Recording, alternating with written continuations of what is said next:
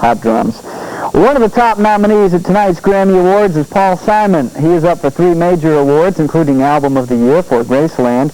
The critics have praised it as one of the finest albums in Paul's career, and we asked him which of his records he is most proud of. I think Bridge Over Troubled Water was a satisfying album. There Goes Rhyme and Sang was a good album. Still Crazy After All These Years. And Graceland. I think those 4 albums are as close as I get to feeling a sense of completion or fulfillment in an album.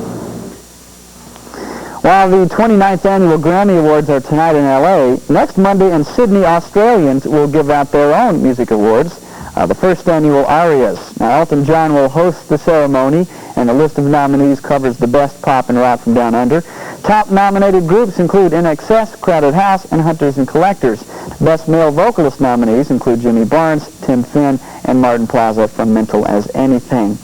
Now, one of the nominees for Best Group at the Aussie Awards is Pseudo. After almost 4 years together and 2 albums, this band from Melbourne is starting to have their echo heard here in the States.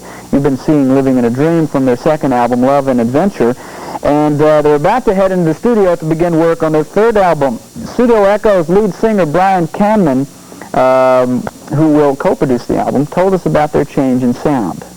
Mainly with the newer material, I would think it's a lot more guitar dominating, and so that's probably the biggest difference to, say, the album Love and Adventure, which is like a 50-50 balance between like guitars and keyboards.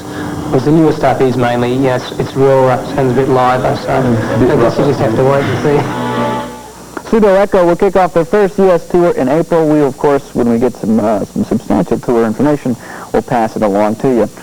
Continuing Metal Music Half Hour, we got 4 videos in a row, kicking off with this, let's call it a classic, let's call it a golden oldie from Vince Neil and band Motley Crue.